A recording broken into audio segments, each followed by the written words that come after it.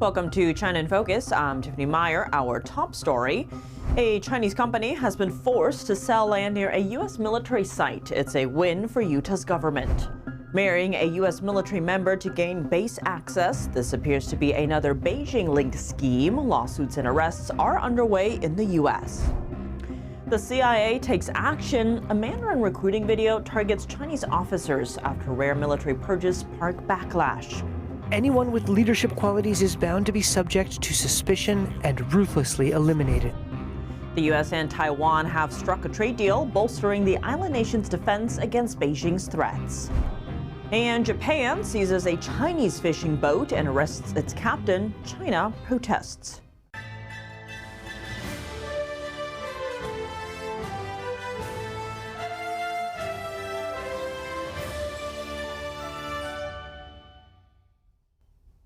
The state of Utah making a major move to protect itself against the Chinese Communist regime. The state forced a Chinese company to sell land near a military site. The move comes after Utah passed laws to restrict foreign entities from owning land near military installations. Officials say the land in question is Tula Motorsports Complex, which is located near the Tula Army Depot. They say this is the first forced divestiture of land by a Chinese company in Utah as a result of state law. Governor Spencer Cox says the move will protect Utah citizens and institutions from adversarial foreign influence. He said Utah takes national security very seriously, adding, quote, "We recognize that there are certainly threats out there, that we have adversaries who are targeting our country." Marry a military member stationed at a U.S. base and gain access to that base. This is not a honey trap, but a scheme involving Chinese nationals, fake marriages, and bribery. A transnational gang is facing jail time for allegedly bribing U.S. Navy service members. Homeland Security says the Chinese nationals arranged phony marriages with military members to get access cards. NTD's David Lamb reports. A scheme involving marriage fraud, conspiracy, bribery, and national security. Homeland Security says 11 people were charged in Florida as part of an operation targeting a Chinese transnational criminal group. The gang allegedly recruited U.S. military members to marry Chinese citizens for immigration benefits and military base access cards. The fraudulent marriages took place around the country, including in Jacksonville, Florida, as well as in New York, Connecticut, and Nevada. According to the Justice Department, to create the illusion of a real marriage, the suspects took photos of the couples to create evidence that could be presented to immigration authorities to suggest that they were in loving, committed relationships. Quote, "In reality, the conspirators had agreed to a payment plan whereby the U.S. citizen's spouse would receive a cash payment upfront for marrying the Chinese national, a second payment when legal immigration status was obtained, and a final payment after the divorce." Homeland Security says 5 individuals have already been arrested and that authorities are pursuing the 6 remaining suspects. 5 people are charged with marriage fraud conspiracy between March 2024 and February 2025. Among them, several are charged with additional counts of bribery conspiracy, facing a maximum of 5 years in prison for each guilty conviction. 4 former U.S. Navy service members are awaiting sentencing hearings after pleading guilty for their involvement. Last February, Navy reservist Raymond Zumba allegedly brought 3 suspects to a naval air station after hours to receive ID cards for an under-the-table payment. They were arrested the following day. David Lamb, NTD News. Just weeks after a dramatic purge of China's top general, the CIA is moving to capitalize on any resulting discord with a new public video. It's targeting potential informants in the Chinese military. A video released by the CIA on Thursday aims to recruit potential informants within the Chinese military. It depicts a Chinese officer reporting for duty, while a voiceover in Mandarin suggests the individual is beset by fear and mistrust of their own government. Quote, "Anyone with leadership qualities is bound to be subject to suspicion and ruthlessly eliminated," it says. The U.S. spy agency rolled out the video just weeks after a dramatic purge of China's top general.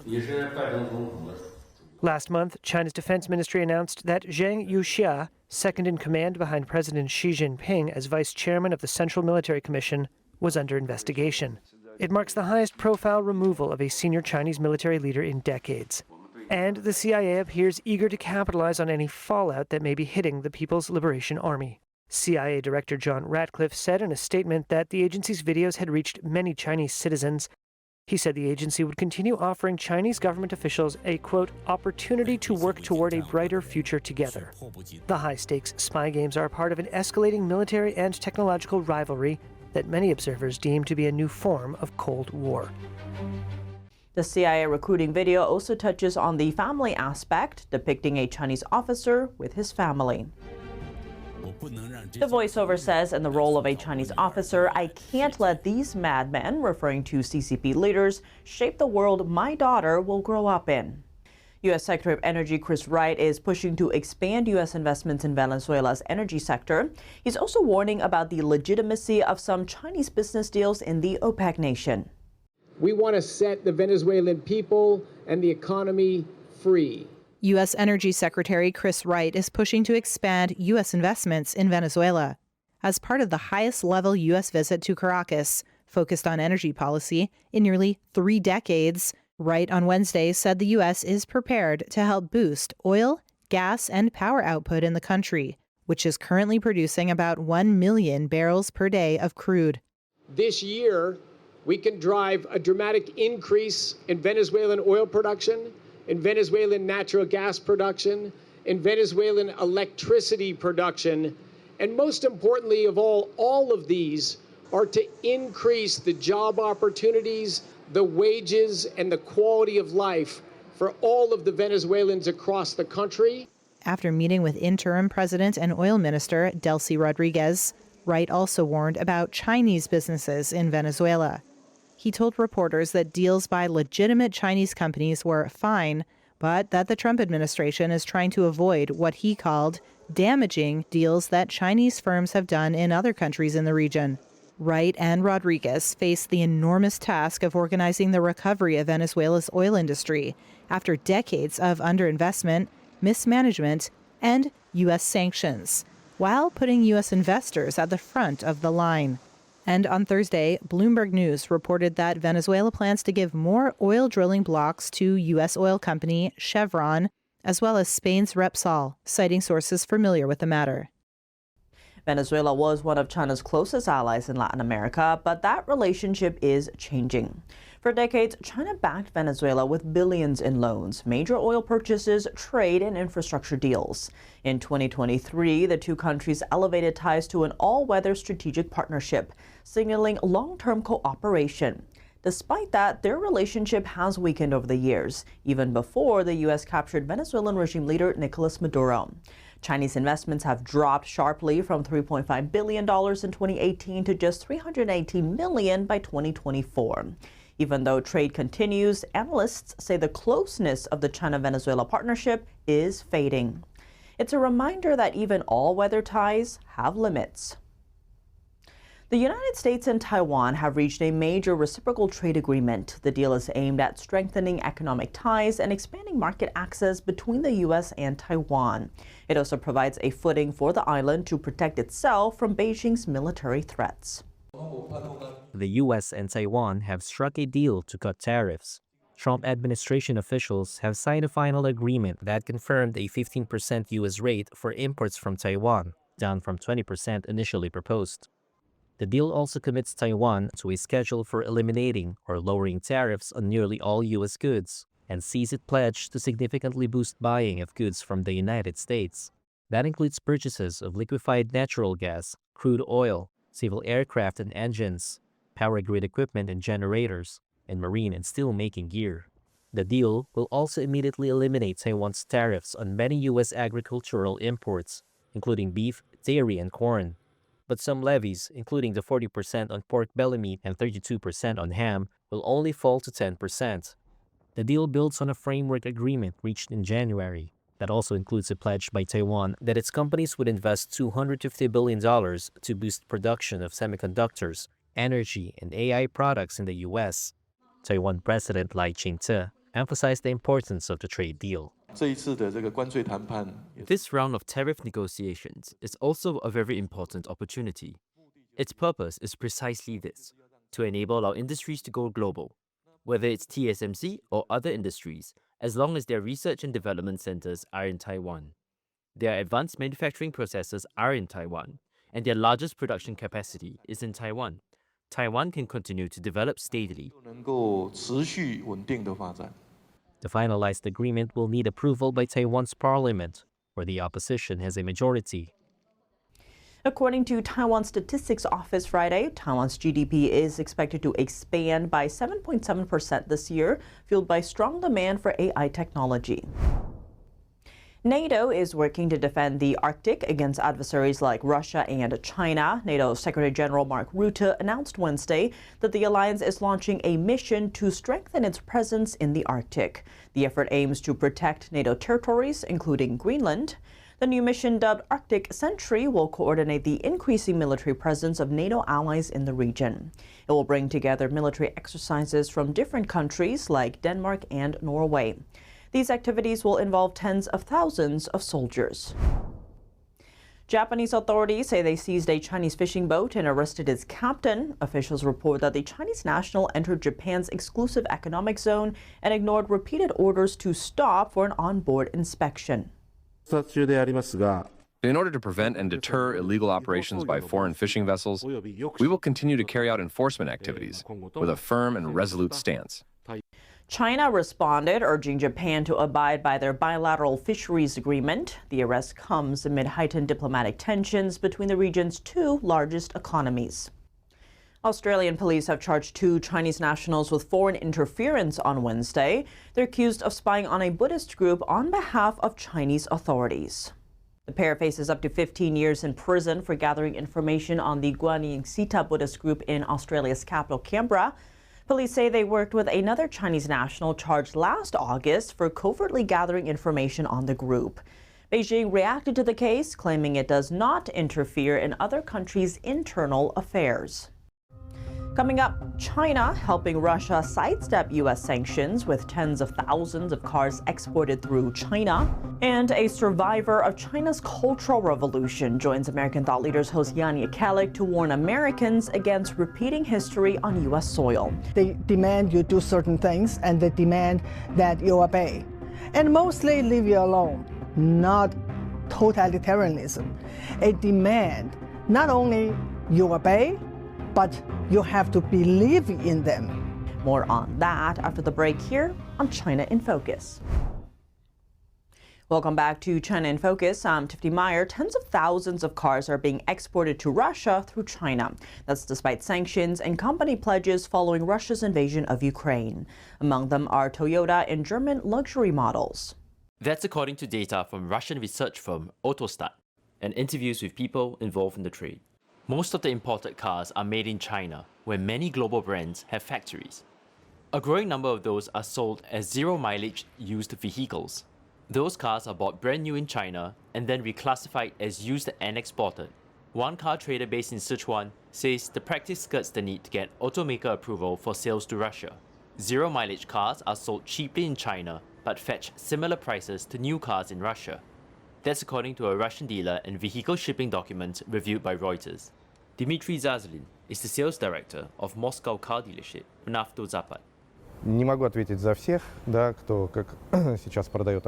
I can't speak for everyone selling cars now, but car imports are currently very high, with vehicles coming from different countries, both new and used. И новые автомобили с пробегом, если посмотреть последние отчеты Автостата, то автомобили с пробегом... If you look at the latest Autostat reports, the number of used cars has begun to increase significantly and is showing strong growth. Unfortunately, I believe there are some dishonest players in our market who try to sell used cars as new, but we don't do that. Пытаются автомобили с пробегом продать как новые, но мы этим не занимаемся.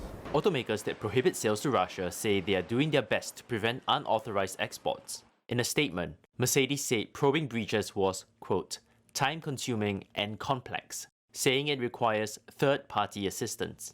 BMW said it had told its Chinese dealers to strictly oppose potential exports to Russia. South Africa and China have signed a new economic partnership last week that could give South African exports duty-free access to the Chinese market. More than half of African countries sign a partnership of this kind with China, setting the stage for more trade and investments. But analysts caution that the deal doesn't guarantee results. The framework is non-binding, and South Africa could face risks such as trade imbalances or an increased dependence on China. The country may also face challenges in implementing the agreement. A survivor of China's Cultural Revolution is warning the same developments may be happening on U.S. soil. Xi Van Fleet, a survivor, joins American Thought Leaders host Jan Jekielek to explore one of the darkest periods in China's history. She also provides insight on Chinese Communist Party propaganda and the historic warnings she believes Americans should learn from today. Take a look. You mentioned something in there that a lot of people don't understand, but I also covered. Totalitarianism is distinct from just your run-of-the-mill authoritarian dictatorship. How is it different? Yeah, I think this is important because I think a lot of people use it interchangeably, and a lot of people use authoritarianism to describe the CCP. There is a big difference, and I covered that in my book. And so the difference is that authoritarianism is, of course, dictatorship. They demand you do certain things, and they demand that you obey, and mostly leave you alone. Not totalitarianism. A demand not only you obey, but you have to believe in them. That means they have to control your mind. And it's like a religion. So I think that totalitarianism is more like a theocracy. Like in Iran, like in China, they absolutely demand that you change your mind. That's called thought reform, and believe their lies. You have to believe. You can't even pretend you believe. They demand that. And that's my experience, my first 26 years experience in China. I think that's important to understand it. CCP and the people running Iran, they are totalitarianism. You know, this is super interesting because I think that, you know, through pushing this mass propaganda into the system, right? This is something that was a huge lesson to me over the last 10 years, how powerful propaganda can be, that it will change the minds of people. I always thought that people never really accepted propaganda. It was kind of like, people knew that it probably wasn't true, but just kind of were, okay, whatever, we'll run with it because they have all the guns. But no, it actually changes people, right? Yeah. When it's pushed in so hard through the system. And so in the Cultural Revolution, which you lived through, you saw that in real time. Yeah, and here too, I think I want people to realize wokeism is also totalitarian in nature because it demands that you believe. They demand you believe. Not you can't just say, okay, women can be men, but you have to believe it. And they have been very successful in changing people's mind. So it is totalitarian in nature. So that's why the underlying link is communism, Marxism. So that it's an interesting distinction because they demand that you have to believe, but of course not everybody. Some of it is pretty crazy. So not everybody believes. It's okay to just pretend hard that you believe, right? It started that way. It's always in the Cultural Revolution. How many people really believe, but they have to pretend? Because not to believe or showing that you doubt, and you're going to end up in gulags or even in execution site. And that is how they run their regime and how they have to do that in order to control your mind. How did the Cultural Revolution affect you personally? I really start to think more and more is that I understand, I really do. I understand people going on the street today in Minneapolis, fighting, their eyes believing they're doing something noble. And that's exactly what happened to the Red Guards. You can't say they just totally just have no idea what they're doing. They believe in it. And same thing like here, those radical left, they thought it's something noble.